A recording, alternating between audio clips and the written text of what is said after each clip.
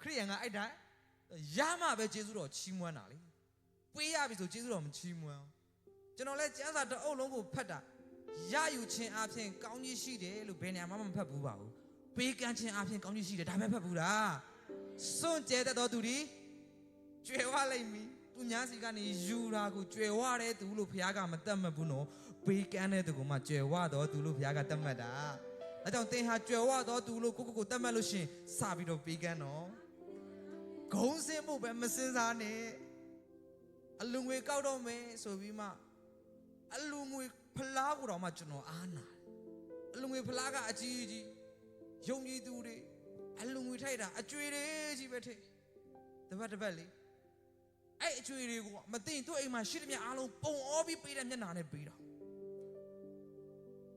ကျွန်တော်ရဲ့မိဘတွေနှုတ်ကပတ်တော်မသိတဲ့အခါမှာဝိညာဉ်ရတဲ့ဘာကိုမှမပေးခဲ့ဘူးယူတာကိုပဲကျွန်တော်တို့ရှေ့မှာပြခဲ့တယ်လေအဲ့တော့ကျွန်တော်တို့ကလည်းမတိတော့ဖယားနဲ့ပတ်သက်လာရင်ဘာပဲစဉ်းစားလဲယူမယ်ကောင်းကြီးတောင်းခံတယ်ကောင်းကြီးပေးပါစွန့်ကြဲဖို့အတွက်မတိခဲ့တဲ့အခါမှာကောင်းကြီးမရှိမစွန့်ကြဲတော့မရိပ်ရတော့ဒုက္ခတွေနဲ့လေဟုတ်တယ်မလားကြည်ဝမ်းနေစရာတိတ်ကောင်းတယ်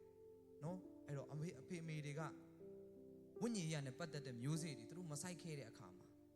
ကျွန်တော်တို့ကလည်းမရိပ်ခဲ့ရအခုကျွန်တော်တို့အလဲမှာကြတော့ဖယားတခင်ကလမ်းဖွင့်ပေးနေတယ်ဝိညာဉ်ရနဲ့ပတ်သက်တဲ့မျိုးစေ့တွေကျဲဖို့အဖိုးအခါတွေပေးဖို့လမ်းဖွင့်ပေးနေတယ်အဲ့ဒီအခါမှာကျွန်တော်တို့ကစိုက်ဖို့လိုတယ်ကျွန်တော်တို့ကဝိညာဉ်ရနဲ့ပတ်သက်တဲ့အဖိုးအခါကိုပေးလိုက်တဲ့အခါမှာကျွန်တော်တို့ပဲကောင်းကြီးဖြစ်မှာမဟုတ်ဘူးကျွန်တော်တို့တားဆင်မြစ်ဆက်အထာအောင်တောင်းတိုင်အောင်ဘုရားကယေရှုပြုမယ်ဘုရားဖြစ်တယ်ဟာလေလုယာ